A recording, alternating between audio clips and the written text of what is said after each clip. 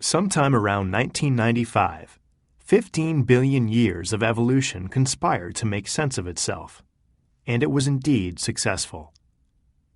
In the end, one piece of paper, upon which was drawn a pair of intersecting lines, was all it took to capture the radical and ever-expanding complexity of our universe in a simple map.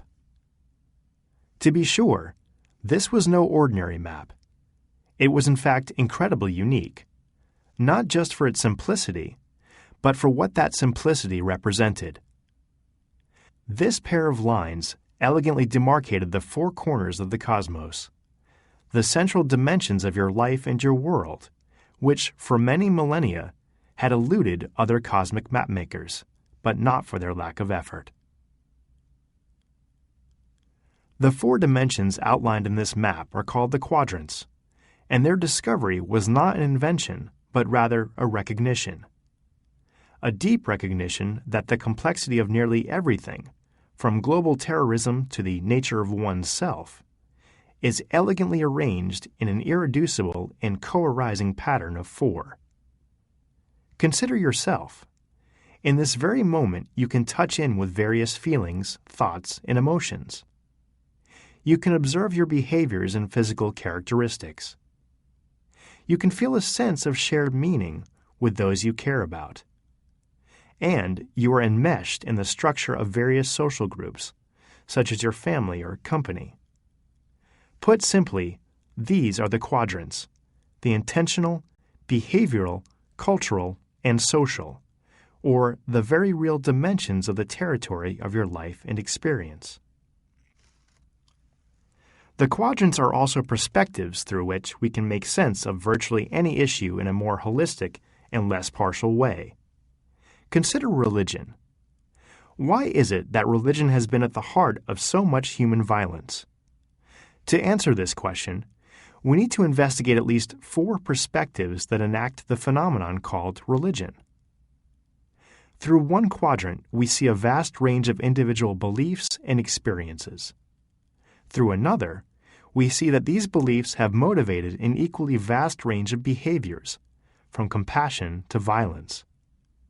Through another, we see different cultures with different shared meanings spread across the globe.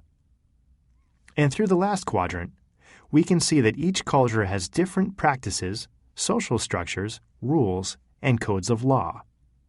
In other words, focusing on just a single perspective, such as individual behaviors, leaves out the other three perspectives, without which we will never arrive at a full answer. The quadrants help us weave a whole out of topics that otherwise seem fragmented and overly complex. The four corners of the cosmos are the four dimensions of you, and four lenses or perspectives through which you understand your world. They are the elemental tapestry of your experience, and they form the basis of our aqua map and of our explorations in this lesson. As simple as the quadrants may seem, let's not forget that it was only 15 years ago that these dimensions were recognized, for their simplicity truly lies on the other side of a great deal of complexity. Fortunately for us, the quadrants have been built into a beautiful map, an integral map, to guide us on our journey away from fragmentation and towards the freedom and fullness of a life alive with the integral vision.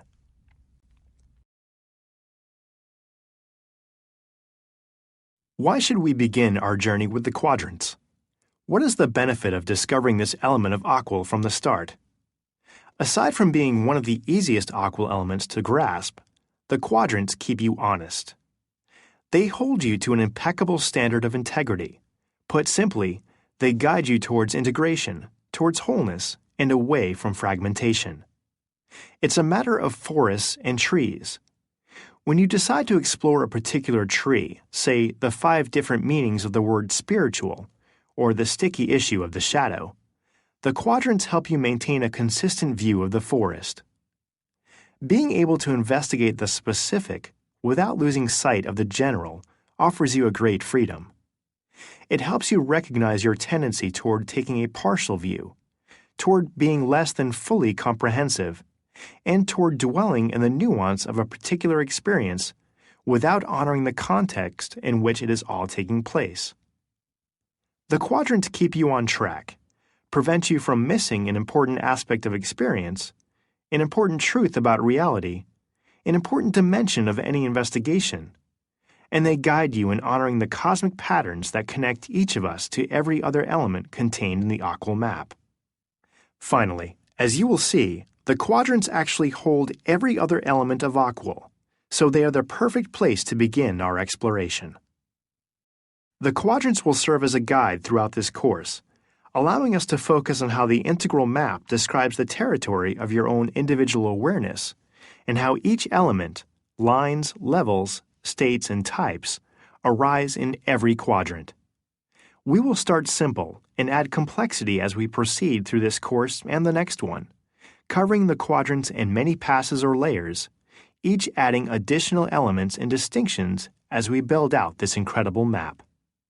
They will show up in each lesson to some degree, and will be the one aspect of the integral map of you that we return to regularly. All of this done in service of training your awareness to recognize these essential dimensions. One last thing before we begin. Let's take a closer look at the learning path arrangement for this lesson. The use of learning paths aims to create a more flexible learning experience for all types of learners, with any degree of prior experience with Akalin, meaning the learning paths do not have to be taken in a linear order. If you are interested in the application of quadrants or an awareness activity in lines, jump to those sections. Or, if you are in the middle of an application exercise and forgot an important theoretical distinction, you can easily return to the theory path and locate the information you need. There is one caveat to all of this. Many of the application and awareness exercises utilize theoretical distinctions covered in the theory branch. So, if you are completely new to the integral approach, you may find that a fair bit of the theory section is required to complete the other paths. Here is how the learning paths shake down in this lesson. In the theory path, not surprisingly, we will cover theoretical distinctions concerning the quadrants, what they are, how they relate, how they can be used to determine truth. In the application path, you will discover how to use quadrants as an analysis tool focusing on the investigation of personal issues. And in the awareness path, our focus shifts toward recognizing the quadrants as dimensions of your own experience. It features a guided awareness activity and a practice you will learn here and can then use anytime you need to. To get started, click these icons to begin a particular path. You can navigate between paths or back to this menu in the navigation panel on the left side of the course interface.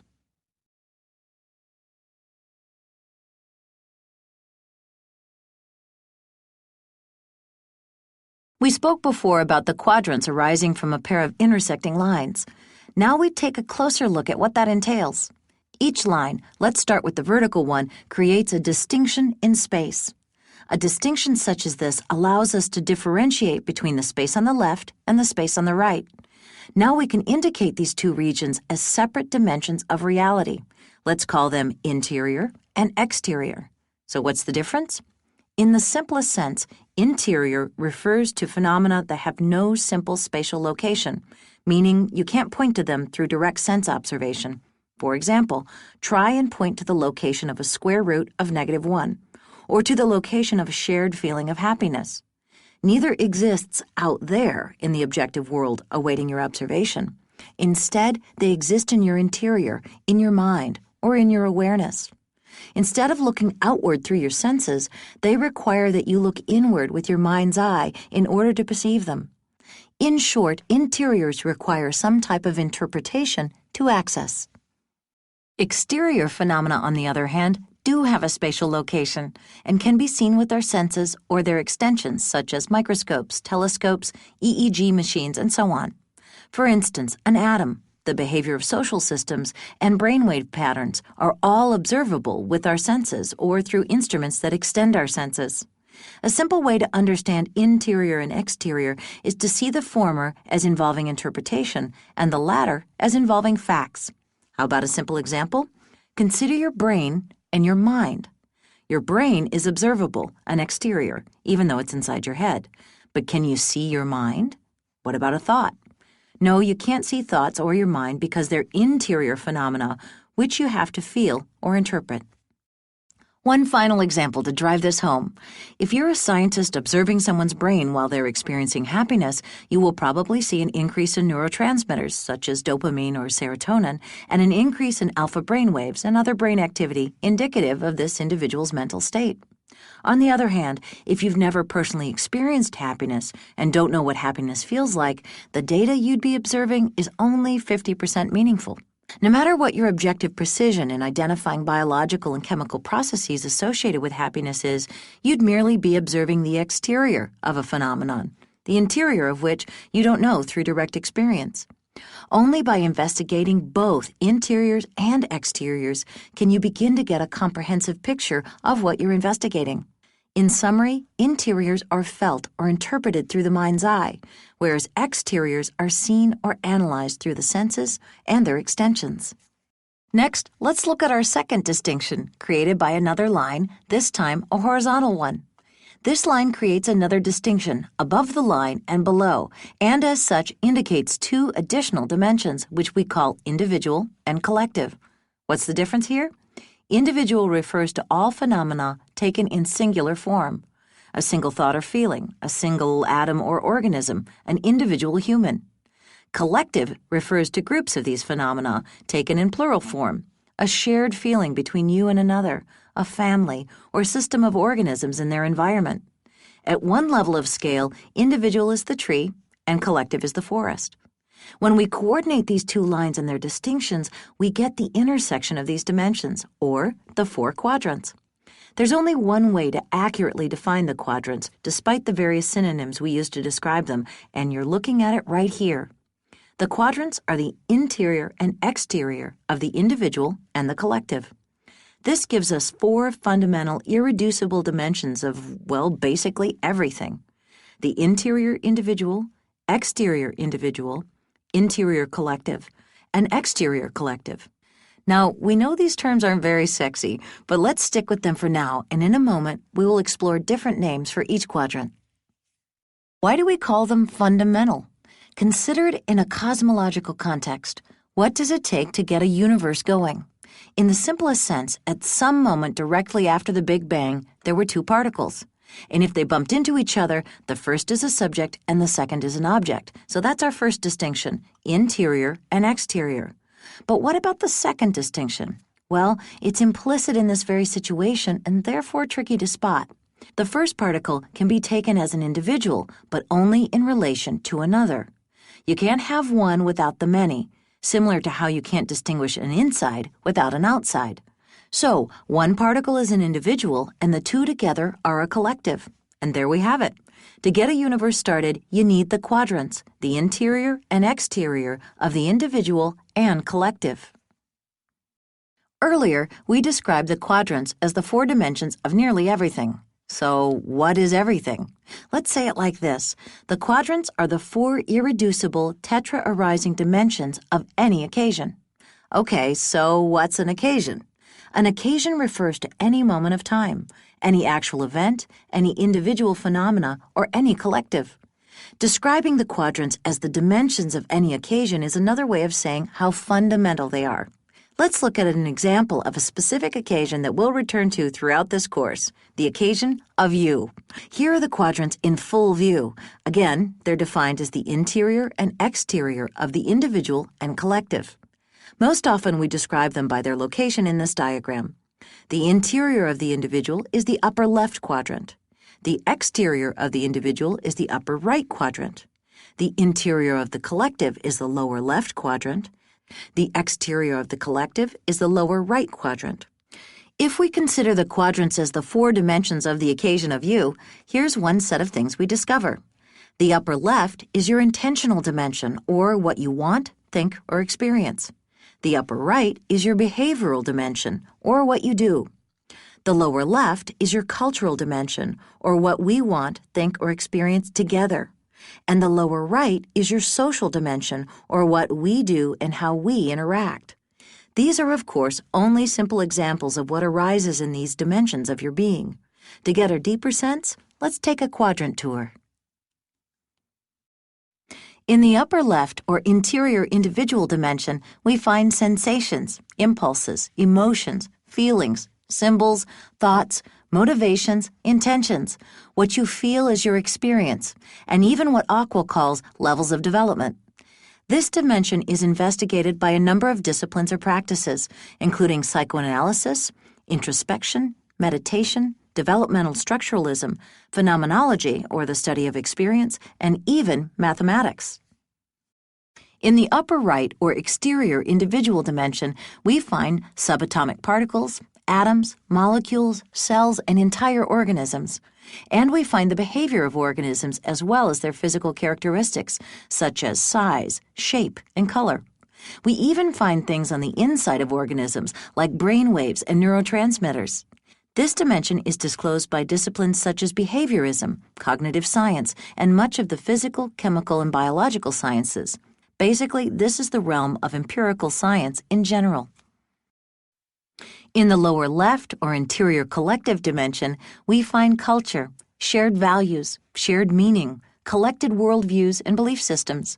We find the interior of relationships, groups, and families, along with shared religious and philosophical beliefs.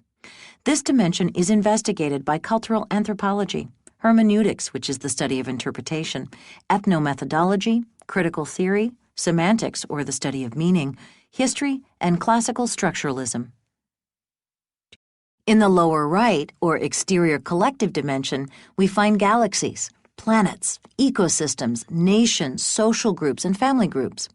And we see the concrete and material forms of culture, like shared behaviors, modes of production, technology, systems of transportation and infrastructure, architectural styles, literacy rates, birth and death statistics, and the practices of various religious traditions like holy days and styles of prayer. This dimension is investigated chiefly by systems sciences such as ecology, sociology, systems theory, functionalism, complexity theory, information theory, and engineering. Wow, that's quite a bit of stuff seen through each quadrant dimension, huh? Remember, none of these define the quadrants. They're just examples of phenomena and methodologies that show up in the interiors and exteriors of individuals and collectives. So in reflection, which of these dimensions do you like best? Which are you most drawn to? Are you more interested in science or psychology, cultural studies or sociology? If you answered all of the above, good. It means you're on the right track because each of these dimensions are important. This doesn't mean we can't specialize in a certain domain or area of study. It's just saying that if we do, we should recognize that every quadrant dimension tetra arises and is equally important as every other. And this brings us to the first of our quadrant principles and properties. The theory path in each lesson will identify key principles and properties of the aqua component in question. You can consider these the most important or fundamental distinctions, the key theoretical takeaways, if you will, for each section. For quadrants, you've already seen a few, so let's recap those and then outline a few more, which we'll cover before this lesson is complete. First, as we've said, and which we'll say again, the quadrants are defined in one way, as the interior and exterior of the individual and collective. In general, interiors must be felt or known through the mind's eye, and exteriors can be seen with the senses. Individuals are singular and collectives are plural. The upper left is the subjective dimension, the upper right, the objective dimension, the lower left, the intersubjective dimension, and the lower right, the interobjective dimension. The quadrants are the four fundamental, irreducible dimensions of any occasion.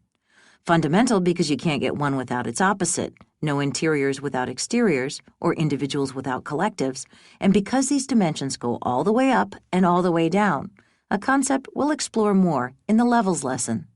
The quadrants are irreducible because they tetra arise. Tetra means four, and arise refers to the inseparability of the quadrants. Literally, all four show up or emerge together.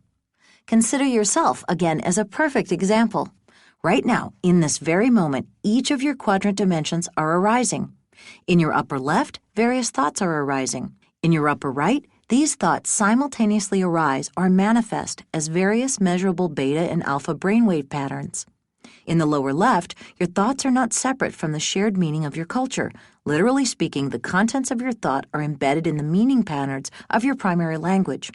And in the lower right, the contents of your thoughts are arranged in a systematic or structured way determined by the syntax of your language. The quadrants are also lenses or perspectives through which you can view any aspect of the world. When used in this manner, they're called quadrivia. We'll get back to this in a moment. Finally, we have a few other key distinctions.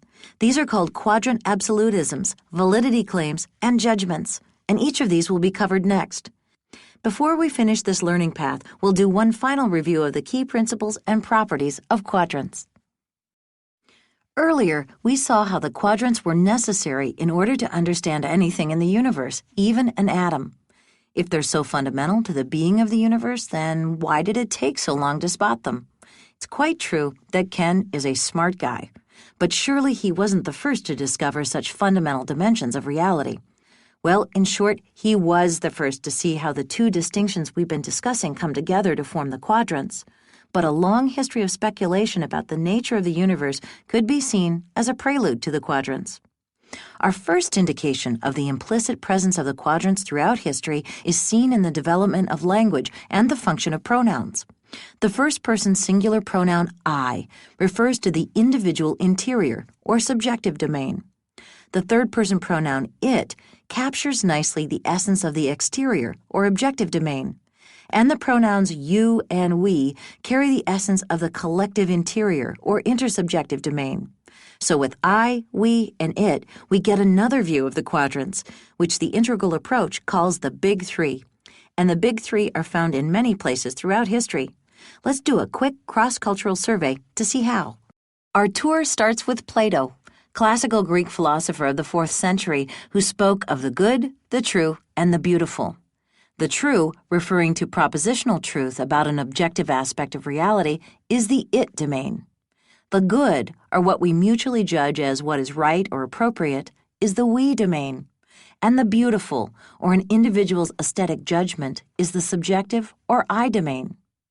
Aristotle, student of Plato, spoke of episteme, or knowledge in the I domain, techne, which means craft or practice in the it domain, and phronesis, or the practical reason of justice, in the we domain. From the East, we get Buddhism's 3 refuges, or 3 jewels: Buddha, Dharma, and Sangha. Dharma, translated as truth or teachings, refers to the it domain. Buddha, which means awakened, is the I domain. And Sangha, meaning community, is the we domain. 18th century German philosopher Immanuel Kant covered the Big Three in his 3 critiques.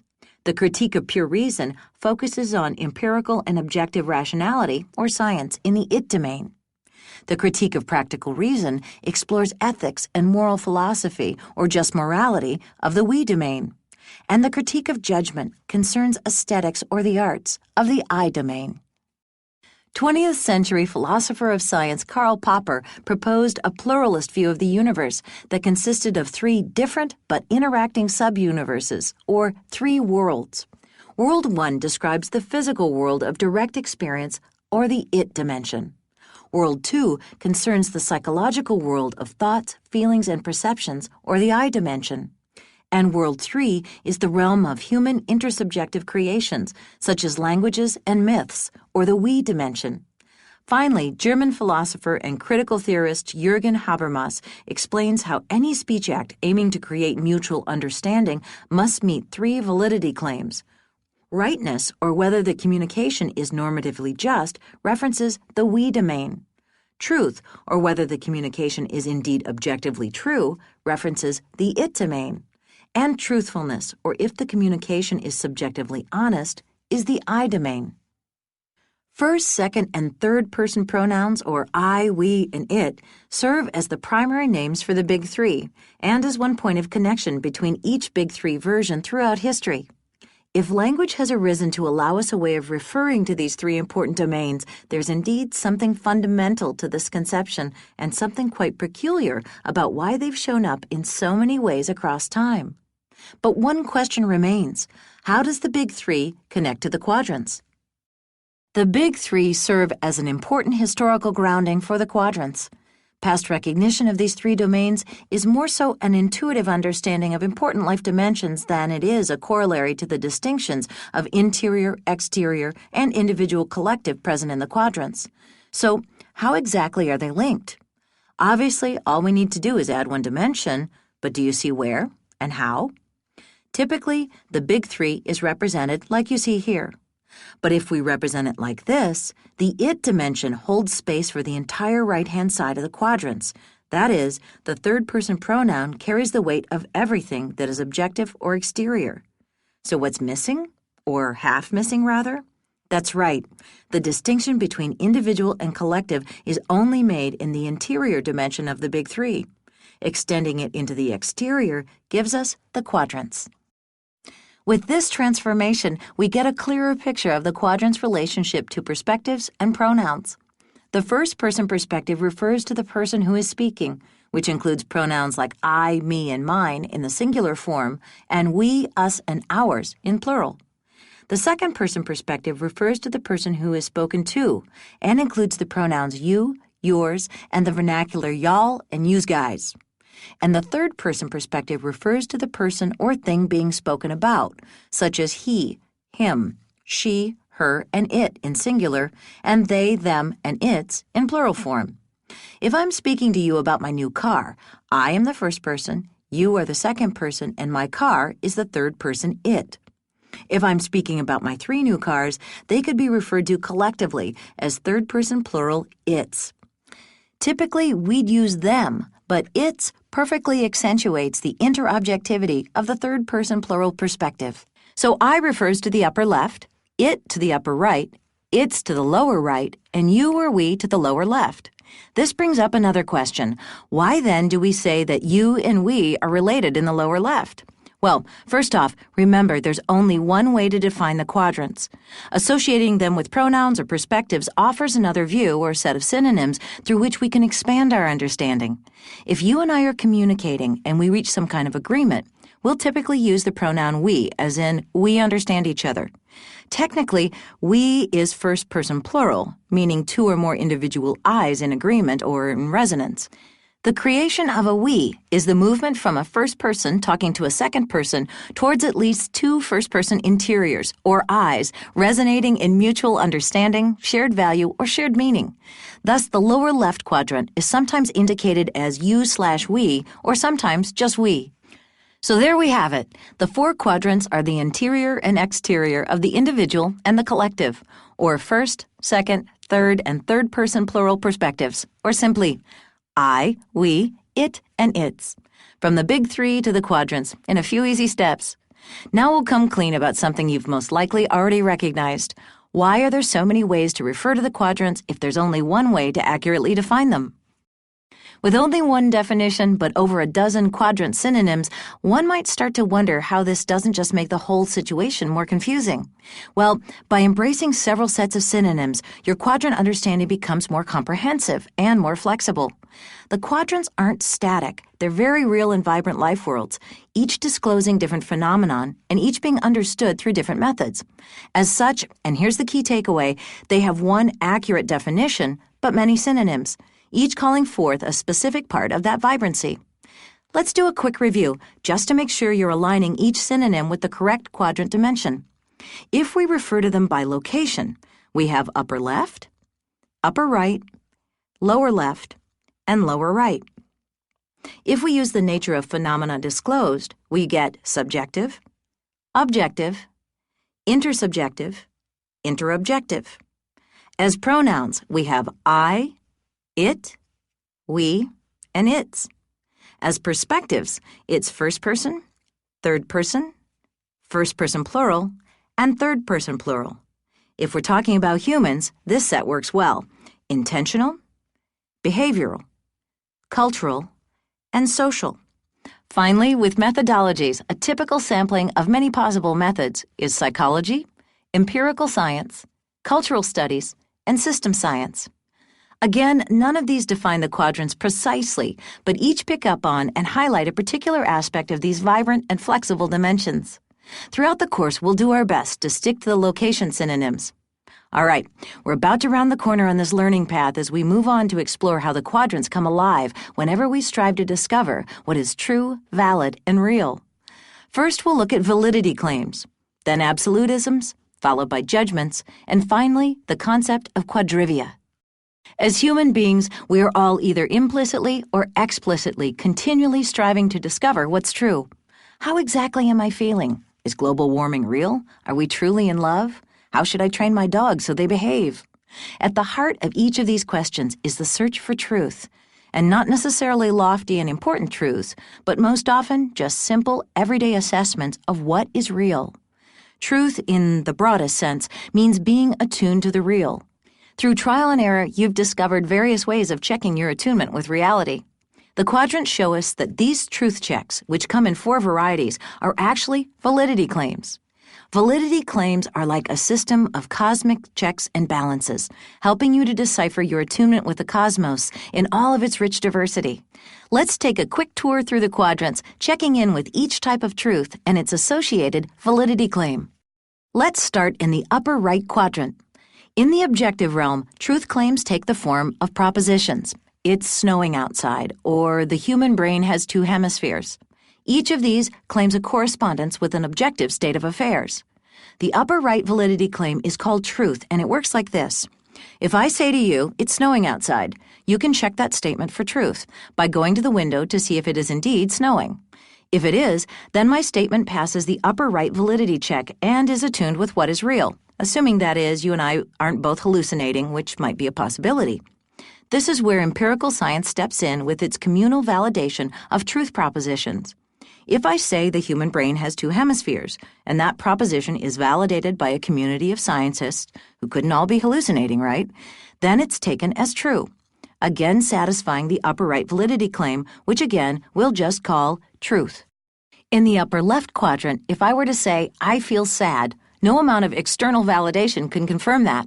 Why? Because you can't look into my head and see sad. So the upper left validity claim is not truth, but truthfulness. Meaning, I could be lying or mistaken about my sadness, and I might actually be masking or just not aware that I am in fact mad. In the upper left, no matter what proposition I make, it could be about my feelings or it could be that it's snowing outside, the check for attunement is whether I'm telling the truth or lying. Maybe I just want to get you over to the window so I can show you my new car. To gauge truthfulness, you need to talk to me, engage me, and interpret the depths of my interior. I could be intentionally lying, or I could be misinterpreting myself. Either way, truthfulness, as opposed to truth, is the validity claim of the upper left. In the lower left quadrant, once again, truth doesn't suffice, because our shared meaning can't be seen. It must be felt. But this time, not by just me, by both of us. If I were to say, we are best friends, what's the validity claim used to check that statement for attunement with what's real? The lower left validity claim must assess intersubjective fit or mutual understanding. Does the statement, we are best friends, have meaning for both of us? Not is it true for me, but is it true for us? The validity claim for the lower left is therefore called justness, meaning is an intersubjective claim just, meaningful, and appropriate for all involved parties. Finally, in the lower right quadrant, we aren't concerned with correspondence between a statement and a single fact as we were in the upper right, but rather how a proposition corresponds with the exterior state of affairs of an entire collective system. As compared with the lower left, here we're not concerned with how well collective interiors mesh in mutual understanding, but how collective exteriors functionally fit in the overall interobjective system. But this system needn't be as large as a society. Let's consider a simple example of a married couple who shall remain nameless. Their relationship has reached a breaking point. For many months now, one partner spends every weekend watching sports back to back, hour after hour, and the other spends all their time playing with the kids, making meals, and tending to chores. At the culmination of a heated exchange about the health of their relationship, one partner demands, "We need to spend more time relaxing, like watching sports." Partner 2 retorts, "No, we need to spend more quality time together, like sharing a meal." Certainly, there are intersubjective elements to this dilemma, but focus on the lower right components. Notice that both statements concern what we need to do. So which is most true? Which satisfies the lower right validity claim of functional fit? The answer is neither. The statement with the greatest lower right attunement would be the one that best supports the overall health, cohesion, and behavioral mesh of our small interobjective system. So the truth statement that passes the lower right validity claim would have to be some type of compromise that supports the overall functional fit, or a mutual meshing of behaviors. Okay, so we have 4 different quadrants, each with a different type of truth, and each with a different test for its truth, or a different validity claim. Each of these forms of knowledge find equal validity through their grounding or rootedness in the quadrants, and therefore each of them can only be falsified by further truth in their own domains. But this is not always the case. Unfortunately, it is, in fact, seldom the case, as we'll see next. Leave it to humans to go against the quadratic checks and balances built into the very structure of the cosmos.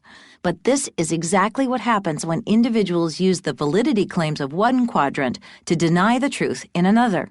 Of course, most people aren't aware that this is what they are indeed doing when they make claims like, spiritual experiences aren't really real, they're just a bunch of neurotransmitters and brainwave patterns.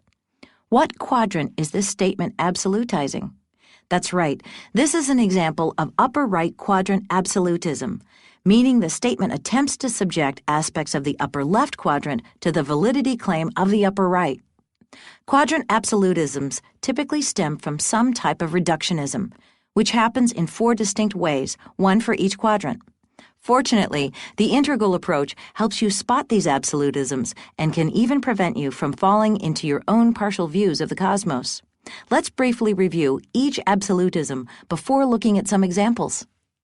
The reductionism employed in the statement from earlier is a type of gross reductionism that results in an upper right quadrant absolutism.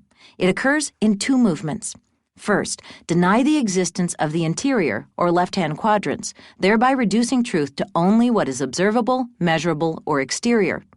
Then go a step further by reducing everything to its lowest or most fundamental component. For instance, subatomic particles or facts or some other equally indivisible element.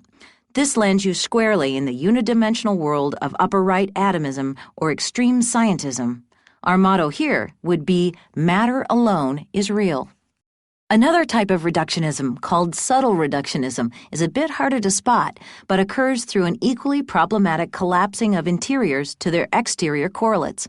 Popular with holism and other system philosophies, subtle reductionism is again concerned only with exteriors, but it doesn't deny the existence of collective systems. In fact, it loves systems and just reduces all interior meaning and value to its lower right material system manifestations. So, instead of seeing systems of interpreted cultural beliefs and meaning, all that's seen are the behavioral, technological, ecological, and objective systems properties of the lower right quadrant. America's healthcare crisis is the sole result of system-wide dysfunctional cost structure, would be an example of a subtle reductionism. Our motto here would be, systems alone are real. Scientists of the atomist or holist variety aren't the only ones guilty of reductionism. Proponents of the left-hand quadrant methodologies have their own unique brand of absolutism. In the lower left quadrant, guided by well-meaning attempts of postmodernism, which brought us everything from civil rights to women's rights, we head right down the path of extreme relativism, or lower left reductionism. Adherents of this view go overboard in stressing the cultural, historical, and intersubjective embeddedness of all knowledge, meaning everything, including objective facts, merely become cultural constructions. An exemplary statement would be, the collectivist orientation of Eastern cultures cannot be judged as better for raising families than the Western individualistic orientation. Our motto here is, culturally constructed meaning alone is reality. Finally, we complete our tour with the last flavor of absolutism, this time focusing on the fundamental nature of the mind. Upper left reductionism leads to the belief that ultimate reality is based on mind or ideas. Here we see the exterior world, or so-called real world, reduced to consciousness and perception. This view is called extreme idealism and starts to look a lot like atomism, just in the opposite direction. Some proponents even go as far as saying the only knowable reality is my own mind. Fortunately, the bus which is about to run you over is only a bunch of sense data existing in your mind, so all you have to do is close your eyes and you'll be fine. Okay, now we're just being rude. Our motto here is mind alone is real. So what is really real? Matter, systems, meaning, or mind? The answer, and you guessed it, is all of them. That's why Integral describes the quadrants as equiprimordial and why we say they tetra-evolve. Each absolutism hangs its hat on some really important truth about reality. But the truth of each quadrant, when taken alone, is terribly partial. Putting your eggs in only one of these baskets can lead to a host of trouble at both the individual and the societal scale. Quadrant absolutisms aren't merely theoretical distinctions. In fact, they lie at the heart of real fights and disagreements that philosophers and researchers have been having for millennia. And they're also extremely common today. The tendency to absolutize one quadrant over another is happening all around, all the time, and it often goes unnoticed. Consider these examples from current culture, popular theories, academia, and politics. For upper-left extreme idealism, unhealthy New Age expressions, which often misinterpret the type of consciousness that wisdom traditions talk about and encourage belief systems which elevate personal feelings, opinions, and desires to the level of ultimate reality. Examples include the book The Secret and the movie What the Bleep Do We Know? For upper-right atomism, current theories of everything in physics, such as unified string theory or varieties of quantum theory, which audaciously reduce all reality to its exteriors, but exempt themselves from the same standard by using non-physically verifiable mathematical truths. For lower-left, extreme relativism, the current academic climate in the humanities. Extreme postmodernism, which, under the guise of attacking all possible sources of essentialism, declares that scientific facts, subjective experiences, and social processes are reducible to cultural constructions. In this zealous approach, all truth becomes taboo, and only dialogical interpretation remains. For lower right, extreme holism. Marxism, where everything can be viewed as being reducible to socioeconomic forces which direct and determine the world. Or the Akashic field theory of Erwin Laszlo, which seeks to explain everything through the lens of complex systems theory. So, how do we avoid the inevitable trouble caused by absolutizing one aspect of reality? Well, it's easy. The best solution is abstinence. Honestly, though, the best way to avoid these difficulties is to take up an integral view of your life and world. Work continuously to recognize each quadrant domain as it arises, and open yourself to embracing each of these four types of truth. Salvation from these absolutisms, if it's to be found anywhere, is found in the simultaneously arising and radiant display of quadrants, mutually creating and mutually sustaining each other in every moment. Once you've used the validity claims to check your attunement with the real, you can then make 4 judgments with regard to the knowledge you've obtained. These 4 judgments, not surprisingly, also stem from the quadrants. The upper right, or cognitive judgment, is concerned with whether something is real or valid. Is this atom real? Does it exist? The upper left, or aesthetic judgment, determines if something is attractive or pleasurable. Is this painting attractive or pleasing to your eye? The lower left, or normative judgment, concerns the goodness of something. Is this course of action good? And the lower right, or systemic judgment, is concerned with whether or not something is structured in a functional way. Is this computer network functional?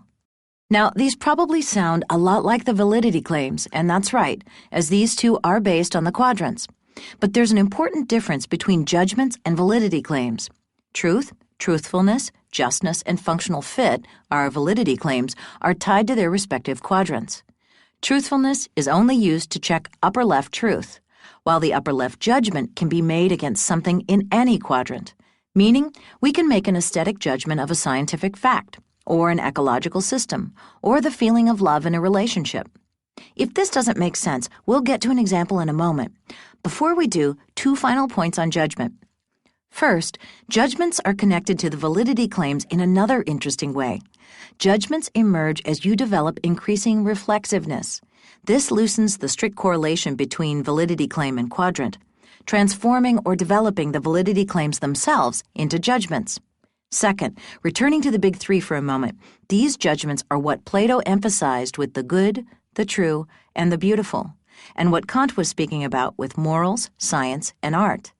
While Habermas's big 3 of rightness, truth, and truthfulness connect more so with the validity claims. As you've seen, Aqua works with both judgments and validity claims independently, clearly accounting for their important differences. Also, Aqua recognizes how judgments can be made recursively in any quadrant and even on other judgments. Using the big three versions, we'll demonstrate how judgments are made and how they are different than validity claims. In the examples coming next, see if you can relate to the statements made by these people.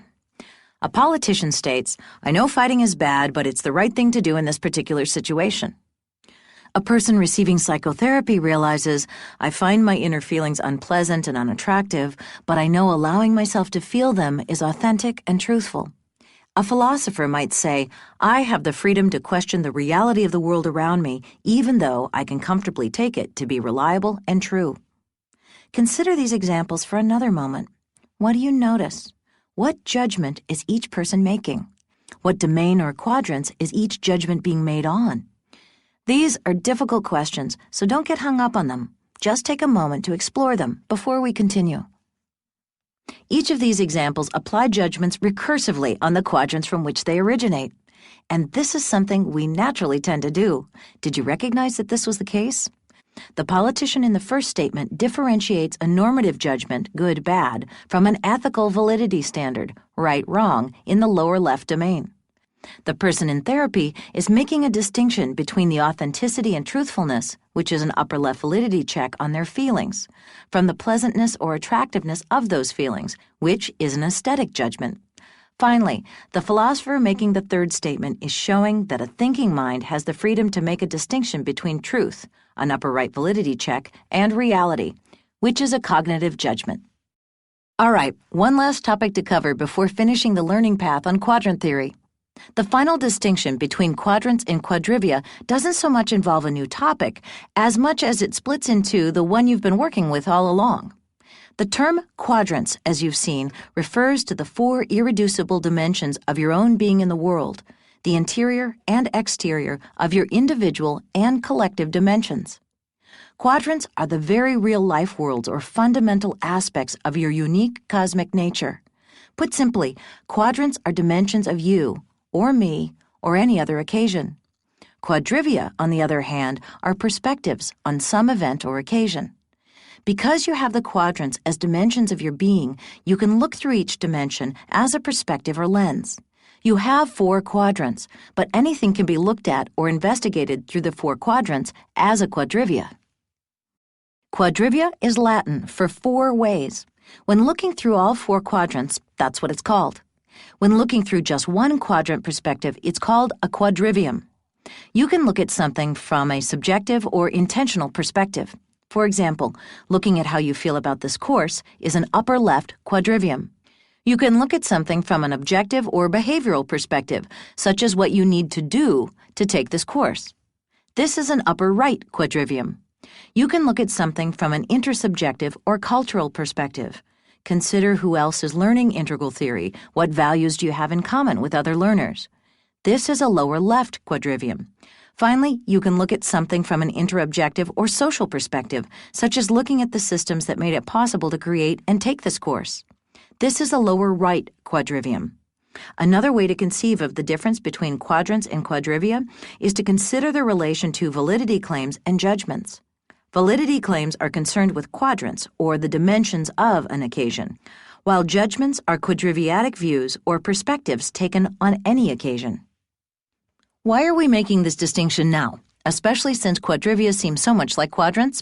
Well, the difference between quadrivia and quadrants might seem subtle, but it's profound indeed.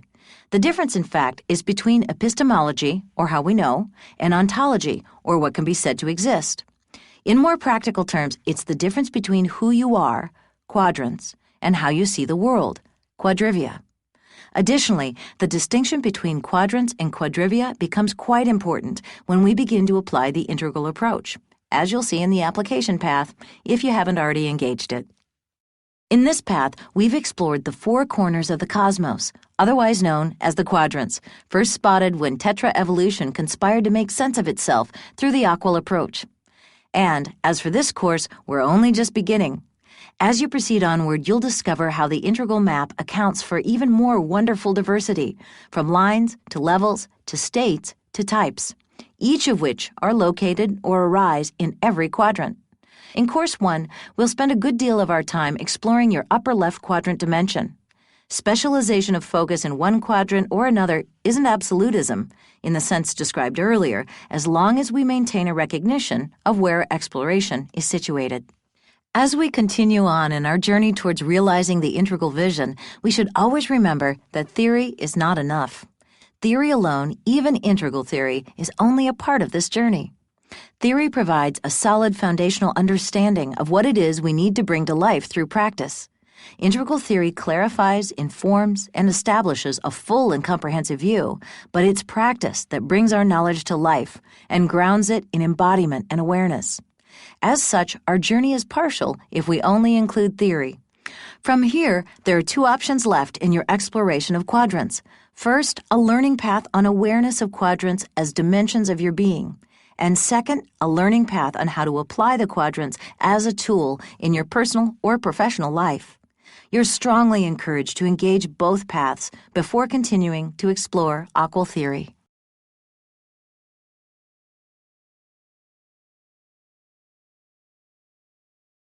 The true power and promise of the quadrants element of the aqual map lies in the convergence or interpenetration of theory and practice. Practice, in the context of this course, has two components: application and awareness. Theory comes alive in application, which in turn informs our theoretical understanding. With awareness, we attempt to locate or discover in both ourselves and in others what it is that our theory describes. In this path, you will be guided through an application of the quadrants as a tool for gaining a comprehensive understanding of something important to you. To put a slightly finer point to it, the power and promise of the quadrants in your life lie at the heart of your ability to see the world quadratically.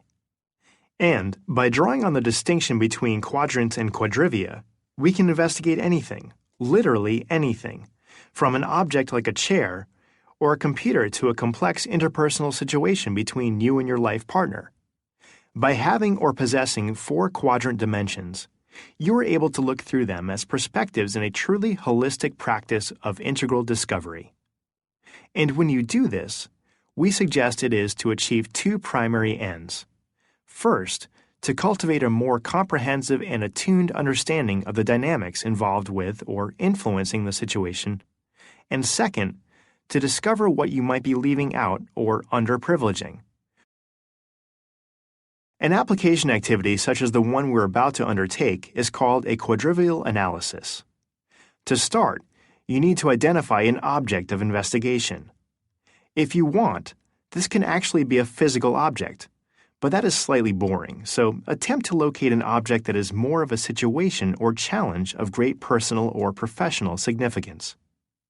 Also, to the extent that you can, make this situation something that you are currently and actively working to understand or resolve.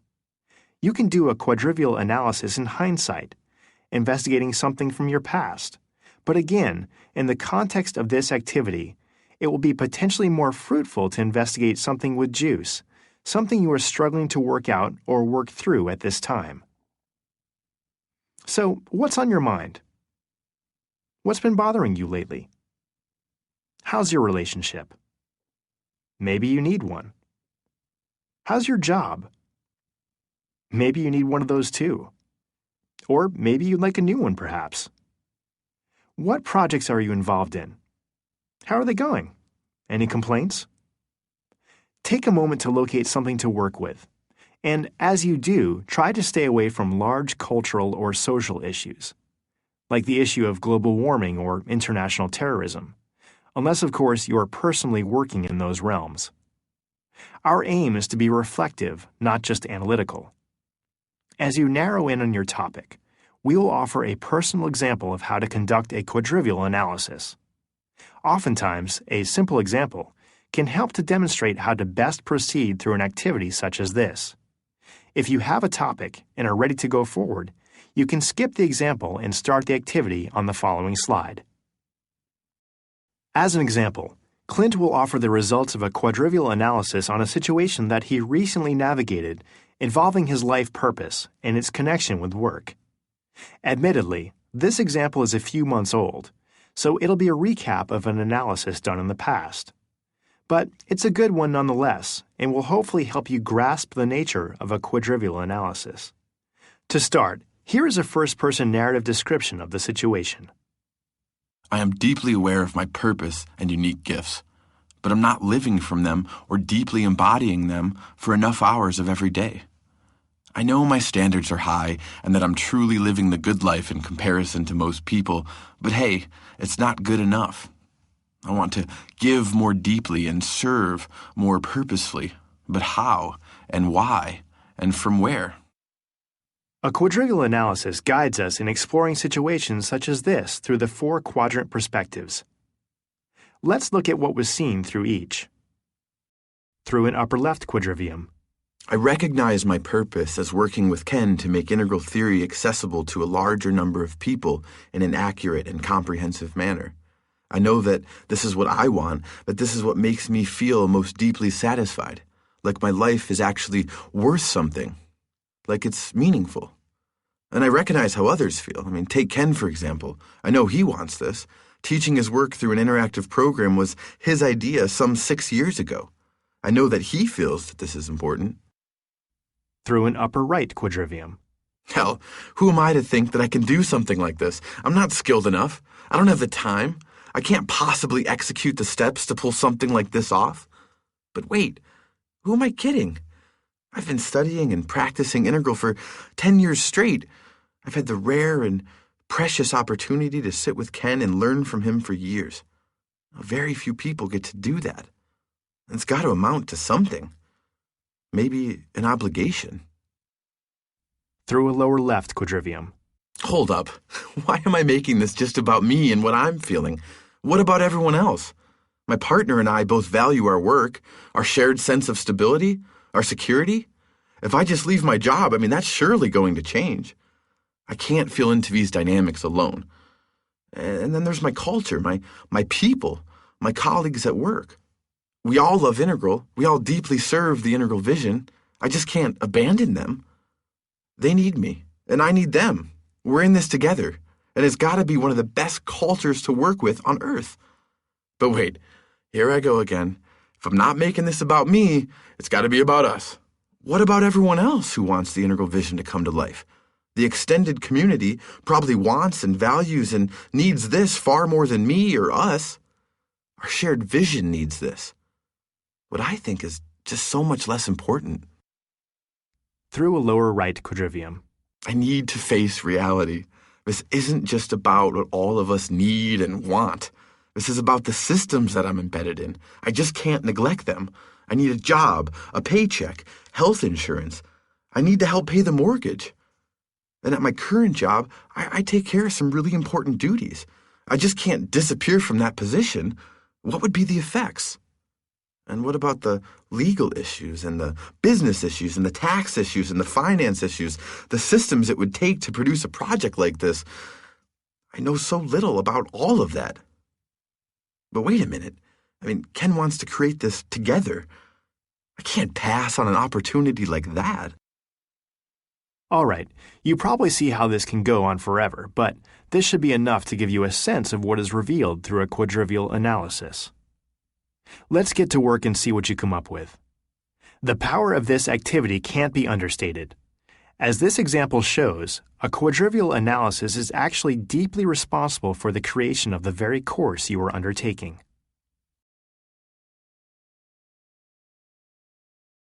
If you don't yet have a situation to investigate, or if you want to change it to something different, do so now, and then click Next when you're ready to begin the activity. You will be guided step by step through this process, which will look a bit different than the example just provided. Feel free to move back to a previous step at any moment. When you reach the steps asking you to look through each quadrivium, you will be provided with some questions, prompts, and ideas. Feel free to use them if you get stuck, but don't let them limit your investigation.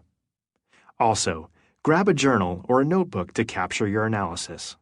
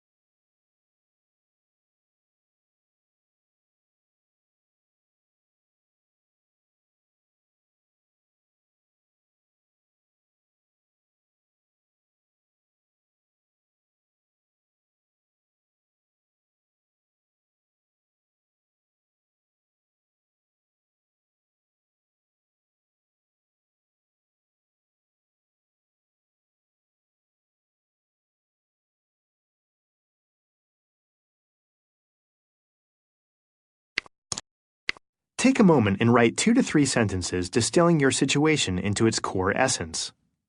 Rather than exploring my relationship with my manager, do your best to focus your aim. For example, the pattern of interaction between me and my manager is making me ineffective, unhappy, and had led me to wanting to leave my job, even though I enjoy the work that I do.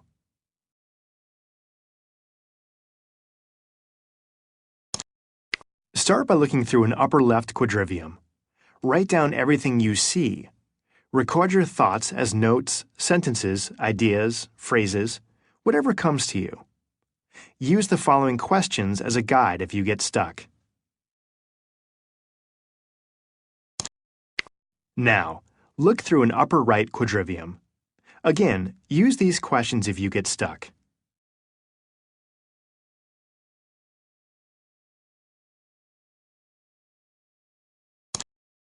Investigate your situation through a lower left quadrivium. Here are a few questions in case you draw a blank.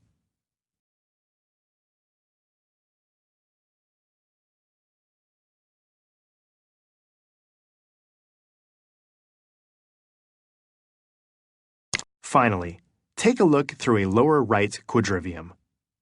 Again, here are some questions to guide you if you get stuck.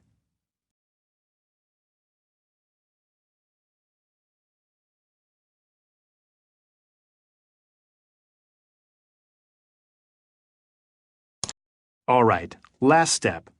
Go back through the list of considerations you made for each quadrivium. Do you see any gaps, any apparent holes, anything you've missed?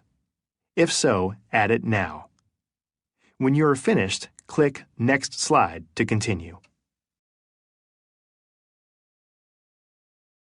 A quadrivial analysis is aimed at developing 2 important skills. First, your ability to locate, distill, and reflect on a personal or professional situation in need of an integral analysis. And second, your ability to look through quadrivia in a non-abstract manner, seeing the dimensions or dynamics at play in a situation that is important to you. Next, reflect on your experience by considering the following questions. First, what was your overall impression of a quadrivial analysis? Did you find it challenging? If so, in what manner? Was it more difficult to investigate your situation through one quadrant lens as compared to another? How so, and why do you think that was the case? Look over the notes you took. Were you able to explore your situation to an equal depth through each quadrivium? Or do some seem less comprehensive? If so, do you see any patterns? Did you gain greater insight in the left or right-hand quadrants? The upper or the lower? Attempt to identify the gaps in your analysis. If you find any, is this because of some resistance, or was it just more difficult to look through some quadrant perspectives as compared to others? There is no need to overly judge your results at this point.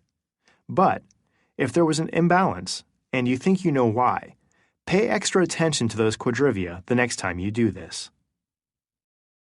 Finally, reflect on the results of your analysis. Were any important dynamics revealed that you hadn't previously considered? If so, what were they?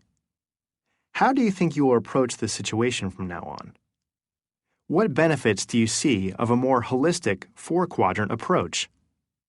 Oftentimes, what may seem clear to us on a theoretical or abstract level can actually become quite a bit more difficult to put into applied or practical action, particularly if it is aimed at any issue of personal importance. Don't let this be a one-off experience. Come back to it whenever you feel stuck, need a new perspective, want to discover another course of action or point of leverage. Over time, if you stick with it, you will gain a greater ability to do this type of analysis on the fly, in the heat of the moment, before you have a chance to respond to life less skillfully. So, one final point. Why are quadrivial analyses important? Simple. They are the most surefire way that we know of to avoid partial and fragmented understandings, assessments, and actions. One critically important facet of integral vision is the amelioration of fragmentation. This, my friends, is a path to that very aspiration. This section is completely optional. If you feel at or beyond your edge after this activity, feel free to skip this for now. But with that said, we couldn't resist pointing out how to up-level the power and depth of your quadrivial analysis. Here's how it works. Once you are finished with an analysis like the one you just conducted, let's call it Layer 1, select a particularly complex, puzzling, or otherwise important factor you've identified. Then, consider it your next object of analysis and repeat the process.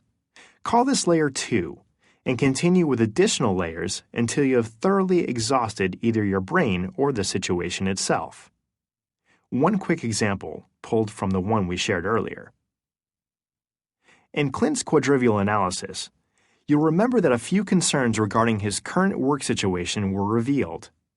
The impact and effects of leaving a small organization after years of employment are obviously complex, so much so that important dynamics won't be fully revealed in a quadrivial analysis of a different topic. To gain greater insight, this specific issue can become a new object, investigated in its own right through a quadrivia. In this second pass, questions such as the following could be addressed. In the upper left, how do I feel about leaving this position or company? In the upper right, what steps should be taken to execute a transition? In the lower left, how will the culture be affected if I left? How so if I were to stay and it wasn't the right choice? And in the lower right, what is the most effective way to ensure my responsibilities are covered such that a transition doesn't drastically upset the organizational system? Finally, if you still aren't satisfied, pick another issue and go for another pass. We'll spare you the details of that. We just wanted to point out that the quadrivial analysis can go as deep as you or a particular situation requires. When learning to apply the quadrants to personal situations, professional challenges, or large-scale socio-cultural issues, you'll encounter both successes and setbacks. Let the former reward your diligence and ingenuity, and the latter remind you that this is truly a path of practice. And like all practice, it takes time to master. Also, you can keep the following practical advice in mind. As you are building your capacity to do quadrivial analyses in the moment, start by analyzing a few situations in hindsight, and then move up to investigating problems or issues that are more present but which you haven't acted on to a large degree. A difficult project at work, or relationship troubles that are coming to a head, for example. Before starting, make sure to clearly define the topic. The more specific you can make it, the better. Start with whatever quadrivium you feel most drawn to and work in any order after that. If you get stuck, move to the next and come back to the difficult perspective later. If you are still stuck, sit with the analysis for a day or two and then come back to it. For some situations, it could be helpful to do a separate analysis as if you were looking through the eyes of another person. This can oftentimes reveal perspectives that you weren't previously aware of. Finally, remember that the perfect is the enemy of the good in this case. Quadrivial analyses are designed to provide a comprehensive view as an antidote to fragmentation. A fully exhaustive analysis is not necessarily the goal. Feel free to stop when you've discovered an important insight or when you've discovered a new course of action that seems worth trying out. Earlier, we mentioned that putting the quadrants into practice involves skill in both application and awareness. This learning path has covered skill and application. The remaining learning path concerns your capacity to recognize the quadrants arising as inseparable parts of you. It could be argued that increased capacity in awareness can make your applications more effective. Either way, despite the distinction we have drawn here, application and awareness are related skills, and their interpenetration will make you a more effective practitioner.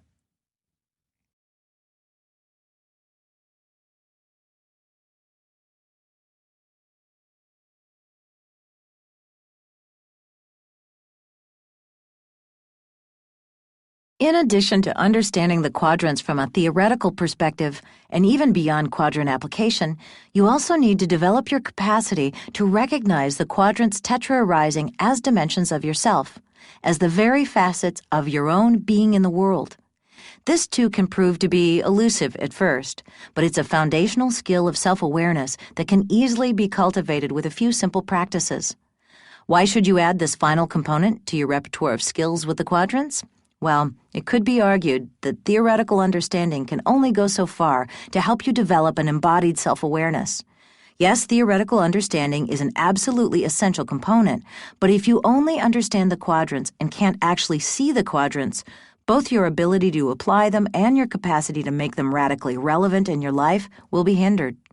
In this learning path, we'll start with a guided awareness activity aimed at pointing out these dimensions in the moment, and we'll finish with a simple quadrant awareness practice that you can do at any point throughout your day. For the next several minutes, I'll guide your awareness through each of the dimensions of your beingness. There's no need for you to do anything but follow along. Begin by taking a comfortable posture. Feel free to get up and move away from your computer if you need to. You won't need to view the screen, so start with your eyes closed. Relax your mind and bring awareness to your breath. Hold it here for a few moments, feeling the rise and fall of your breath. As it moves in and out, feel it passing over the back of your throat. Continue like this for 60 seconds.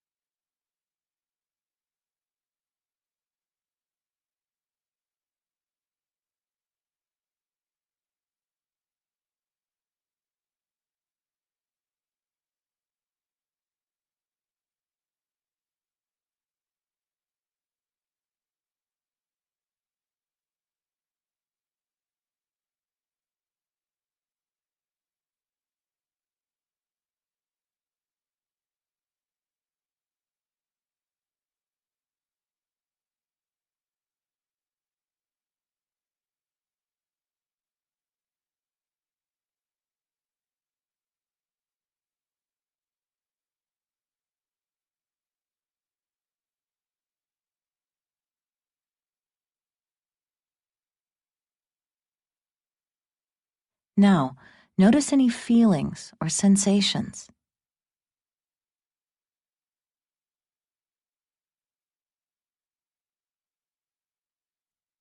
Feel your body against whatever you're sitting on. Feel any tension in your neck, back, or legs.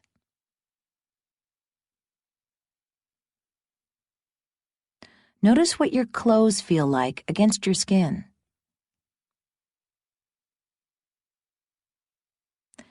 Then shift your awareness to any emotions that are arising.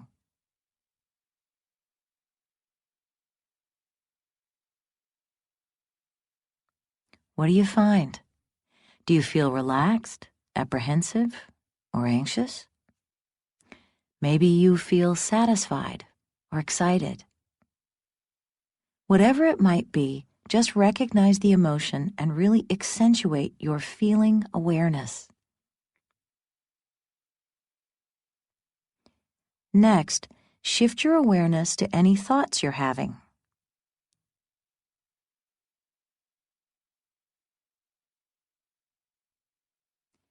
Recognize the contents of any thoughts without judging them or trying to change anything. What are you thinking? About this course? Something you need to do later today? Whatever it is, just touch in with gentle attention.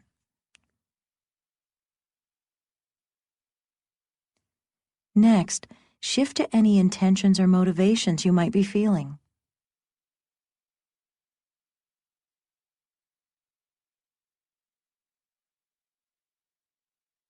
Is anything drawing your attention or awareness away from this moment? Any expectations worth noting? Finally, take in the whole gestalt of your individual feeling awareness.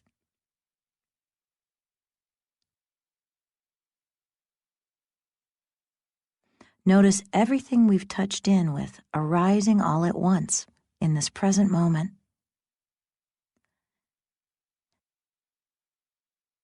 Then recognize whatever it is that you're feeling is uniquely available to you. No one else can see these feelings or access them in the same way that you are right now. Next, shift your awareness outward to the physical space which surrounds you. With your awareness, open your senses and allow them to penetrate into the space. Feel free to open your eyes and notice what you see.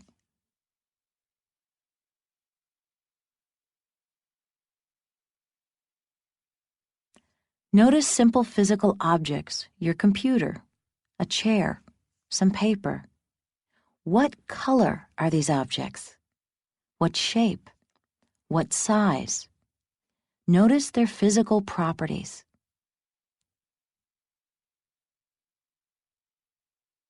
Next, shift to any sounds you hear.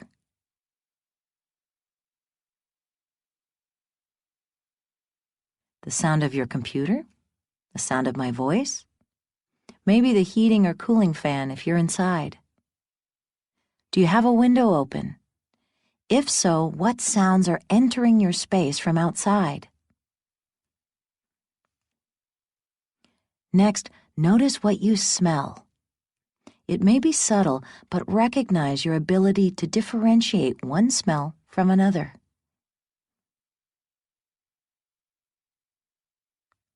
Next, what can you feel?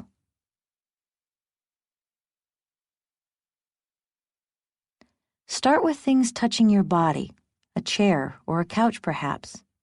Are they hard or soft? Then reach out with your hands and feet. Feel textures and shapes.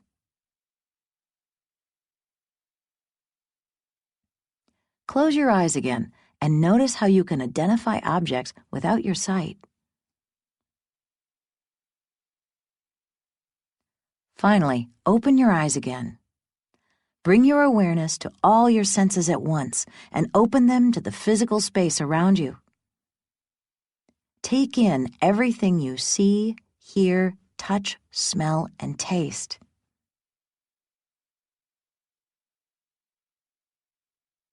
Notice your behavior as well. Recognize that all of this data is available at once, in every moment, and then just take it all in for a few moments.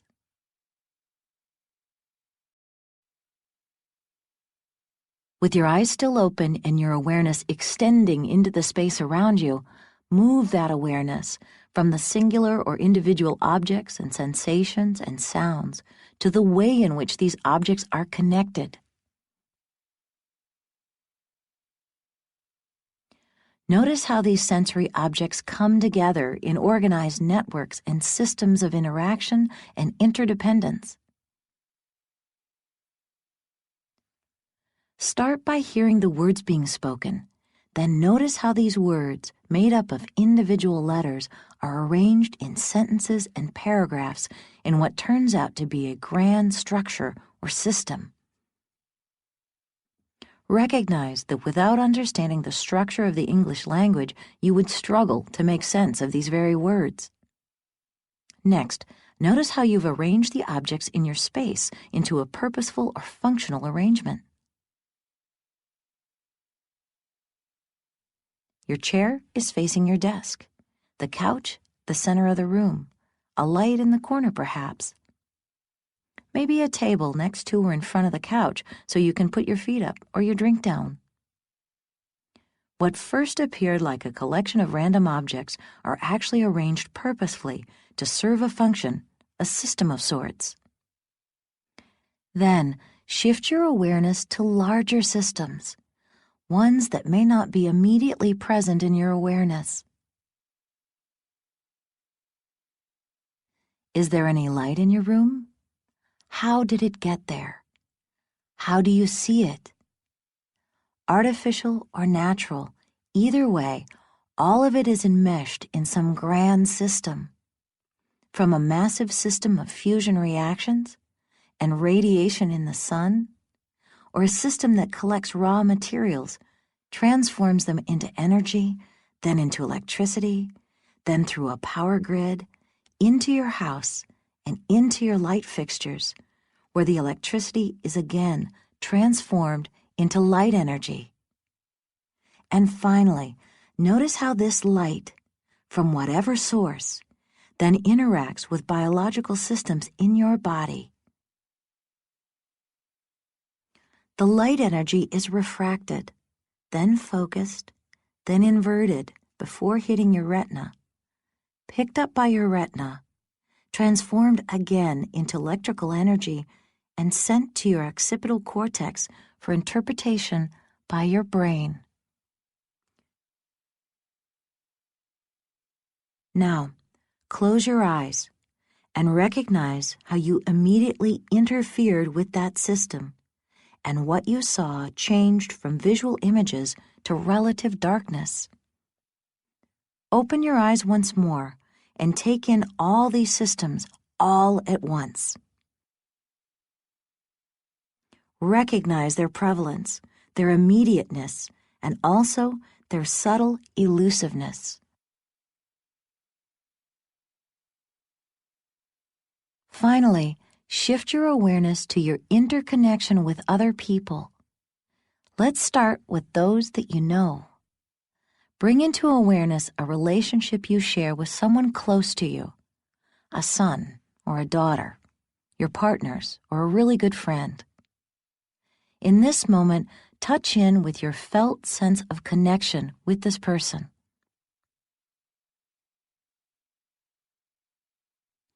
What are the mutual feelings, beliefs, and bonds that are present between you? Recognize how this mutual resonance is the product of shared understanding, of some connection, not to be taken for granted. Notice how, even though you may not always see eye to eye with this person, they're able to understand you, and you're able to understand them. Revel in the gift and miracle of this we that you share, and recognize that this felt sense doesn't exist only within you. Recognize that it's indeed present in some mysterious space between and within both of you. Feel deeply into this space, and then notice how it's a very different connection than what you have with people you don't know, but with whom you also share a sense of meaning and value. Consider everyone else who's taking this course. Even though you don't know them personally, feel into your shared interest in the integral approach. Feel into the way that you and others are both drawn to the integral vision. Recognize how it motivates you all in ways that may be different on the surface, but share a similar core value of self-awareness, understanding, and a desire to make the world more whole. Feel into these connections of shared community and embrace your ability to resonate with other feeling subjects outside the boundaries of immediate relationships. Bring your awareness back to your breath. Follow it in and out as you allow your mind to settle. Then, extend your awareness into all four of these dimensions at once. Simultaneously recognize your feelings, your physical space, your shared meaning, and your system connections. Notice that while you shifted your awareness to each of these four dimensions in a specific order, they're actually arising simultaneously in every single moment.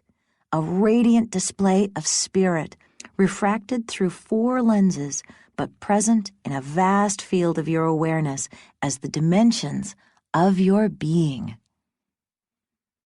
Without needing to identify or speak explicitly about what they were, you just experienced the quadrants as dimensions of yourself, each of which can be located as it's arising. The quadrants as dimensions of you are omnipresent.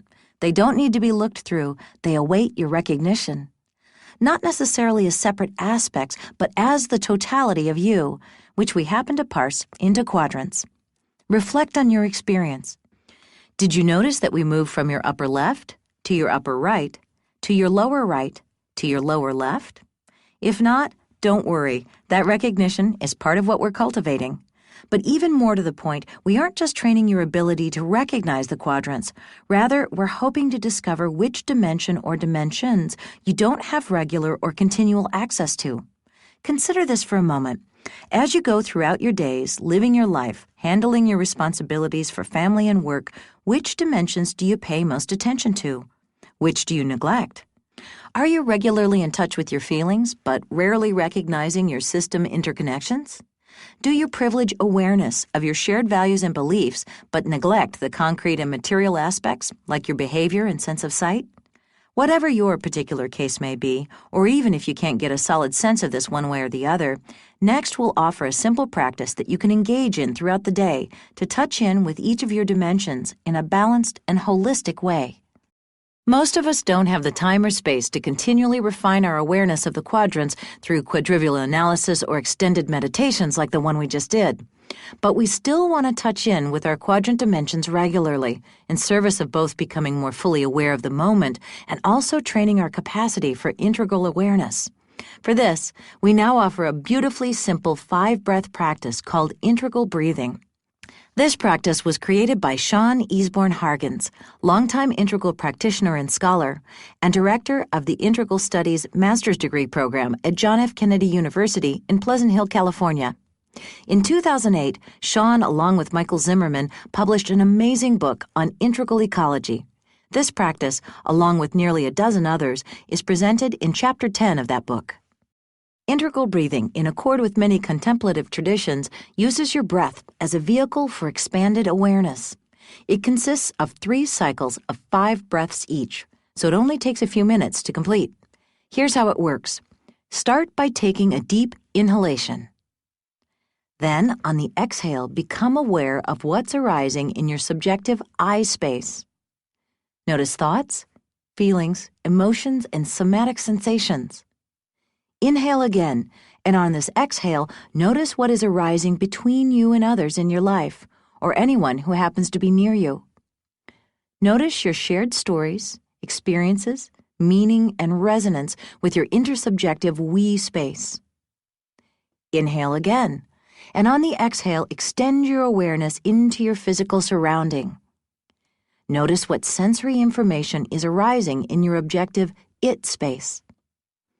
Inhale again, and on the exhale, allow your awareness to extend even further into the interobjective it space of shared interactions and environmental, legal, economic, and educational system intersections.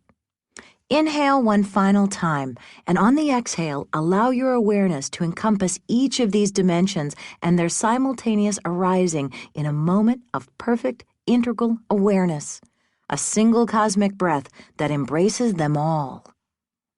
You can stop after 1 cycle, but Sean recommends completing 3 at a time, 15 breaths, a few minutes of your day. Heck, you're already breathing anyway, so why not let your breath guide your awareness into an integral embrace of the 4 dimensions of your being? Integral breathing is a powerful, portable practice to cultivate your awareness of the quadrants arising within you, in every breath, in every moment. Through awareness practices such as integral breathing, you can heighten your ability to recognize the dimensions of your being as they arise and unfold in the stream of time. Over time, what may first appear as a practice that you have to actively do transforms into an almost effortless sensing of these natural domains. As this capacity emerges, you'll become more attuned with who you are in every moment, and you'll recognize how that shifts as you change contexts and activities. The benefits of such capacity of awareness are truly profound. Greater self-understanding, deeper, more authentic experience of others, more clarity and insight into why we and others are showing up in every situation in the ways that we do, and greater effectiveness in communication, relationship, and work. Conceptually, you can sometimes get trapped in your understanding of quadrants or any theoretical element of the Aquil map. When all three abilities are coordinated, understanding, application, and awareness, the results are elegant. You'll wake up one morning in deep recognition of how you've become more inclusive, more comprehensive, less marginalizing, simply more human.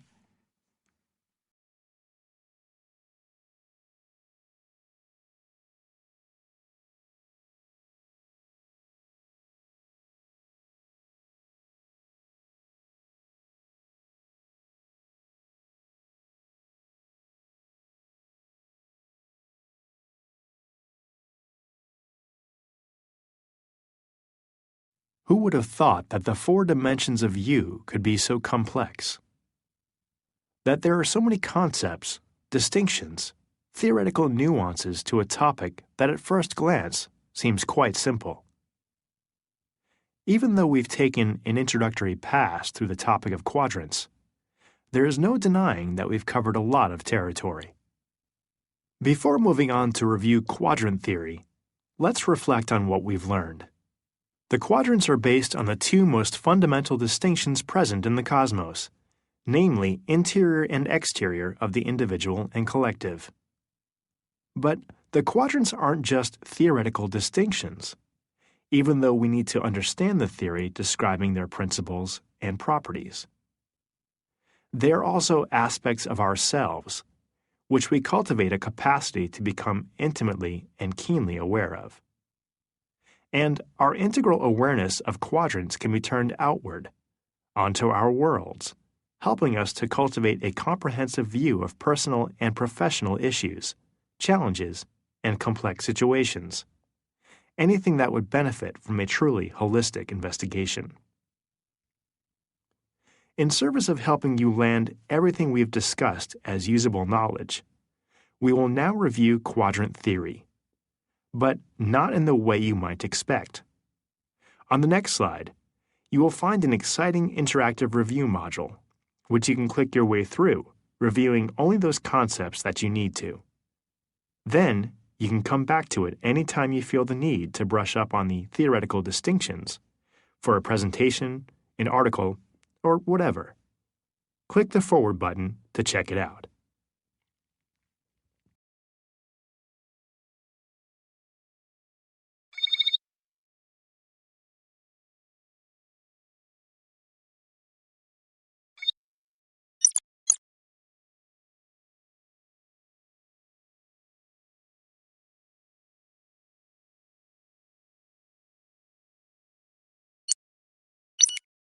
The quadrants are the interior and exterior of the individual and collective, the 4 irreducible dimensions of any occasion. This is the one accurate way to define the quadrants.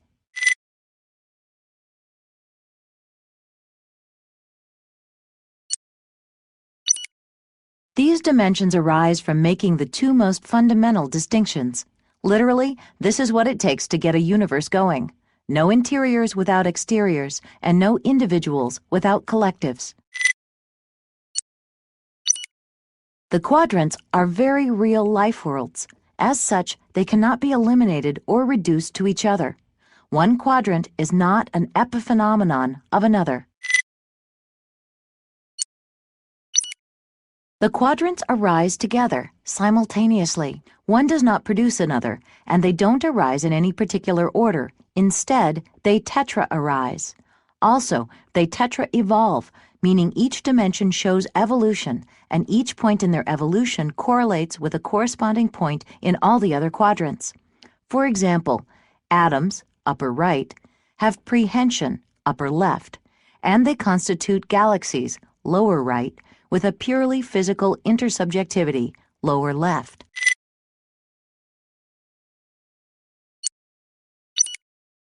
The quadrants are the 4 dimensions of sentient beings. This allows them to be looked at as 4 perspectives, called quadrivia, on anything.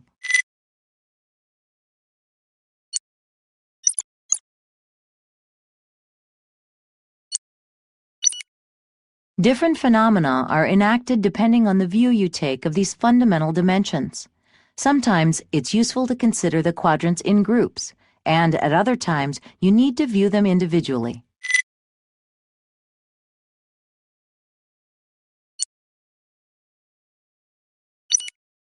The interior, or left-hand quadrants, concern aspects of reality that do not have a simple location. These are depths that must be felt or interpreted, and phenomena that can't be seen or observed with the senses. The exterior, or right-hand quadrants, concern aspects of reality that can be observed, measured, and apprehended with the senses. Here, for example, we find concrete, material facts, rather than feelings or interpretations. The individual, or upper quadrants, concern idiosyncratic aspects of reality, or anything in the singular, a person, an atom, a thought, or concept. The collective, or lower quadrants, concern the sociocultural aspects of reality, or anything in plural form, from relationships to groups to systems.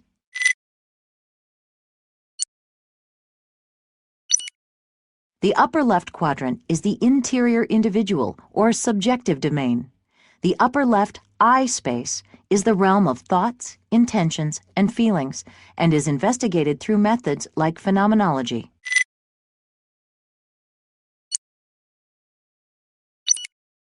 The upper right quadrant is the exterior individual, or objective domain. The upper right it space is the realm of atoms, molecules, cells, and so on, as well as individual behavior. It's typically investigated through the methods of empirical science.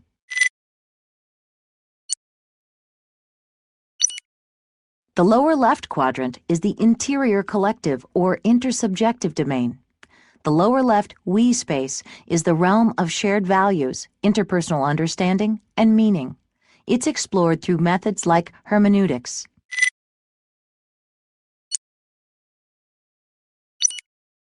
The lower right quadrant is the exterior collective, or interobjective domain. The lower right its space is the realm of shared interaction and systems of various types, from techno-economic to ecological systems. It is explored through the methods of system science.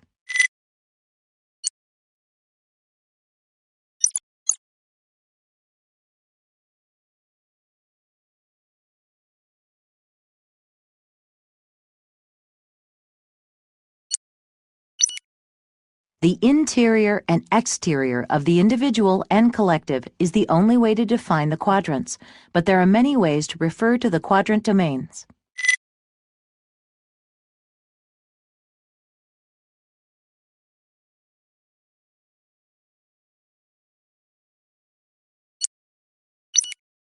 If you're speaking about the quadrants as the 4 fundamental dimensions of any occasion, these dimensions are nothing other than the interior individual, interior collective, exterior individual, and exterior collective.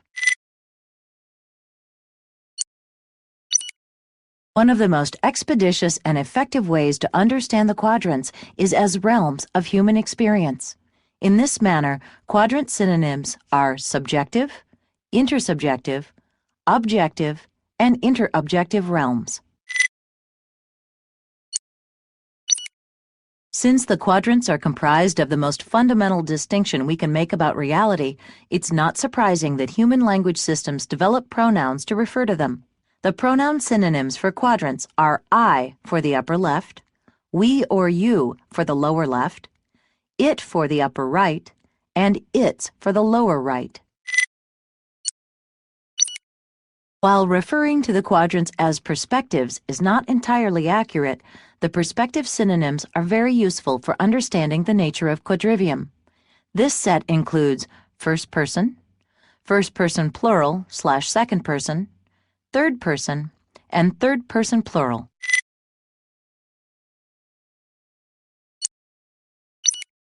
When applying quadrants in various settings or contexts, such as at work or for an article you're writing, it's helpful to have a less abstract set of synonyms that refer to specific phenomena which are enacted through each quadrant perspective. There are any number of synonyms that work for this, and each of them are as good as any other, as long as none of them are passed off as defining the quadrants. The four most popular sets are experience, culture, behavior, and systems. Self, culture, organism, and nature. Intentional, cultural, behavioral, and social. And self and consciousness, culture and worldview, brain and organism, social systems, and environment.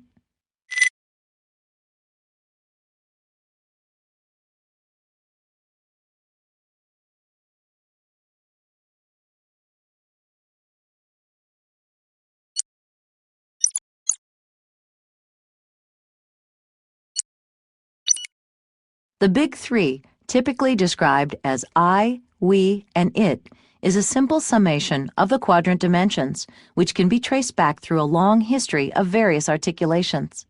To get from the big three back to the quadrants, the individual versus collective distinction is extended into the right-hand quadrants, dividing it into its singular and plural form. Plato spoke of the good, the true, and the beautiful. The true, referring to propositional truth about an objective aspect of reality, is the it domain. The good, or what we mutually judge as what is right or appropriate, is the we domain. And the beautiful, or an individual's aesthetic judgment, is the subjective or I domain.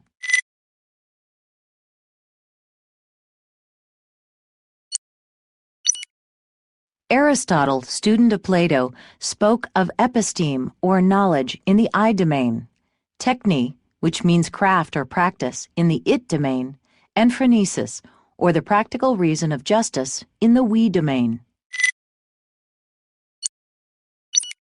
From the East, we get Buddhism's three refuges, or three jewels: Buddha, Dharma, and Sangha. Dharma, translated as truth or teachings, refers to the it domain. Buddha, which means awakened, is the I domain. And Sangha, meaning community, is the we domain.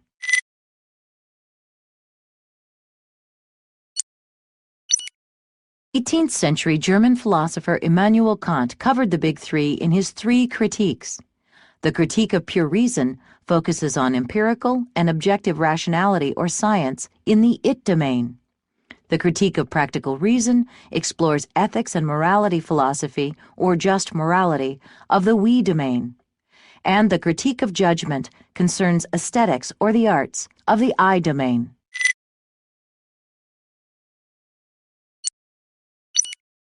The 20th century philosopher of science Karl Popper proposed a pluralist view of the universe that consisted of three different but interacting sub-universes, or three worlds. World 1 describes the physical world of direct experience, or the it dimension. World 2 concerns the psychological world of thoughts, feelings, and perceptions, or the I dimension. And World 3 is the realm of human intersubjective creations, such as languages and myths, or the we dimension. German philosopher and critical theorist Jürgen Habermas explains how any speech act aiming to create mutual understanding must meet three validity claims. Rightness, or whether the communication is normatively just, references the we domain. Truth, or whether the communication is indeed objectively true, references the it domain. And truthfulness, if the communication is subjectively honest, is the I domain.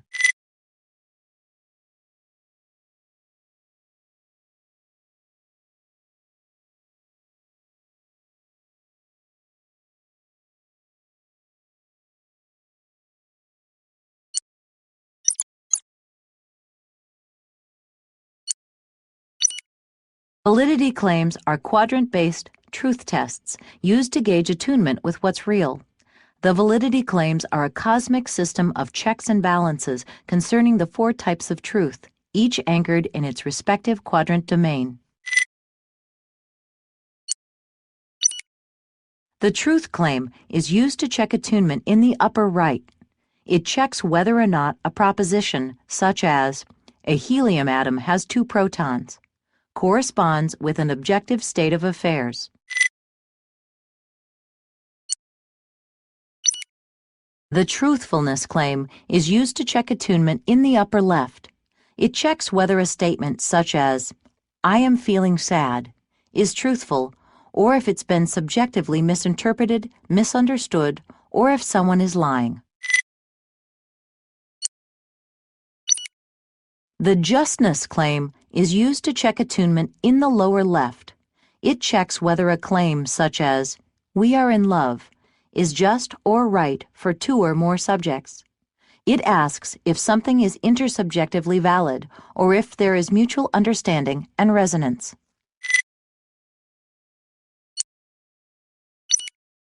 The functional fit claim is used to check attunement in the lower right.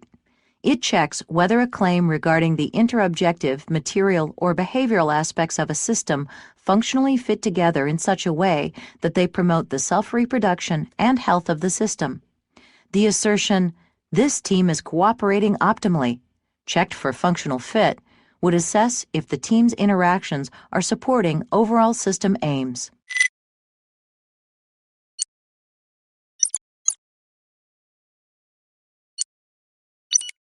Quadrant absolutism refers to the ways in which one quadrant's truth claims and phenomena are reductionistically posited as the most real, most fundamental, or most important.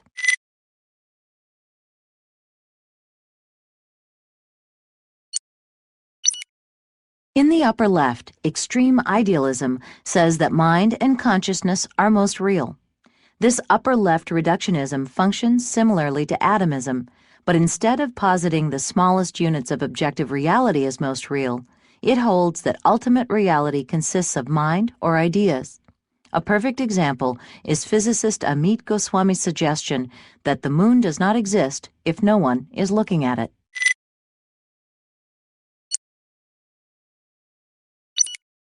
In the lower left, extreme relativism says that cultural created meaning is the most real. It's the product of postmodernism's leveling of value judgments. If everyone and everything is equally important, valid, and worthwhile, then nothing can be judged as better than anything else. Why? Because everything is a cultural construction, and judging something as better is hegemonic and oppressive.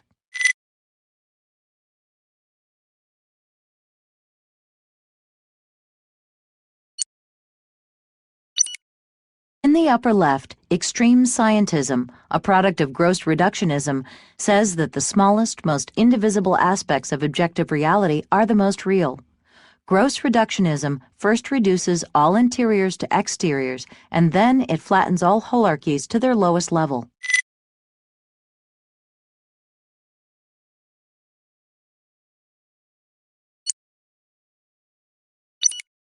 In the lower right, extreme holism, a product of subtle reductionism, says that the web of life and other interobjective systems are the most real. This move is called subtle reductionism because it's more difficult to spot than gross reductionism. It still reduces interiors to exteriors, but it loves systems and holarchies and therefore favors wholes over parts.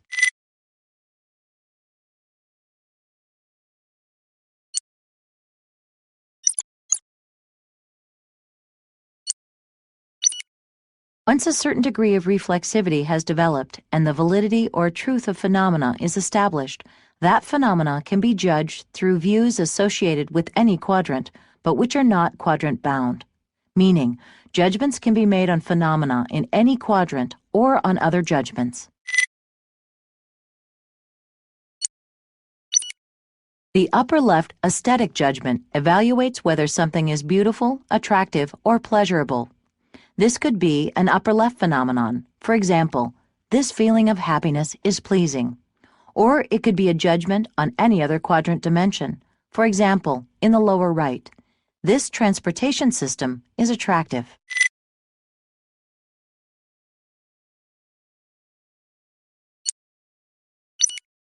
The upper right cognitive judgment evaluates whether something is real, if it exists.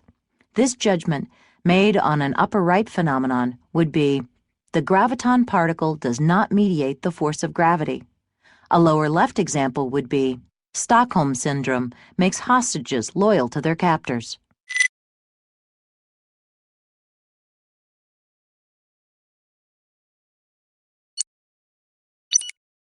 The lower left normative judgment evaluates whether something is good or just. This judgment made on lower left phenomena might be, universal health care is a good course of action for developed cultures. And an example in the upper left quadrant, my persistent feelings of apathy are not good for my overall health.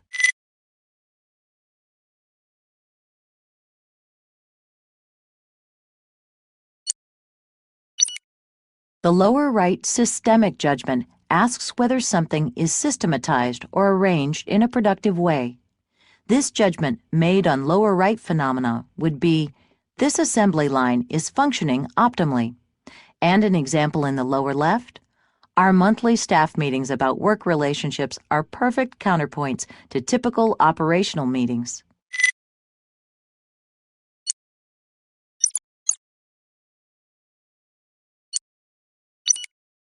The difference between quadrants and quadrivia is between what exists or tetra arises in each moment and how we come to understand or view what exists.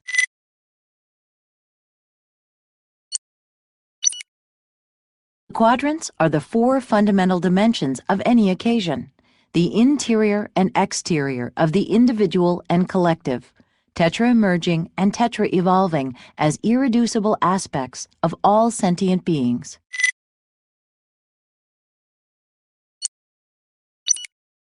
Quadrivia are the four ways or four perspectives through which any aspect of reality can be investigated. The upper left quadrivium is a subjective or intentional perspective that allows you, for example, to investigate how you feel about something. The upper right quadrivium is an objective or behavioral perspective that allows you to investigate the physical properties of something or to determine what you need to do. The lower left quadrivium is an intersubjective or cultural perspective, allowing you to investigate the shared meaning and shared interior of something. And the lower right quadrivium is an interobjective or social perspective, allowing you to investigate systems dynamics and interconnections.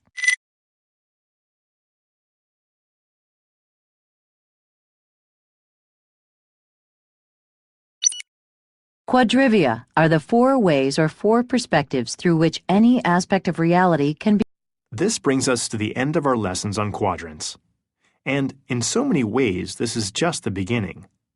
With the foundation of our integral map of everything in place, we can now move on to flesh out its beautiful nuances and peculiarities, otherwise known as lines, levels, states, and types. If the quadrants guided us in recognizing the four corners of the cosmos, the other aqual elements will fill in the details, populating those four cosmic outposts with the remaining theoretical distinctions, practices, and applications required to build a truly integral map to guide us through the territory of actualizing the integral vision in our individual lives and in the world.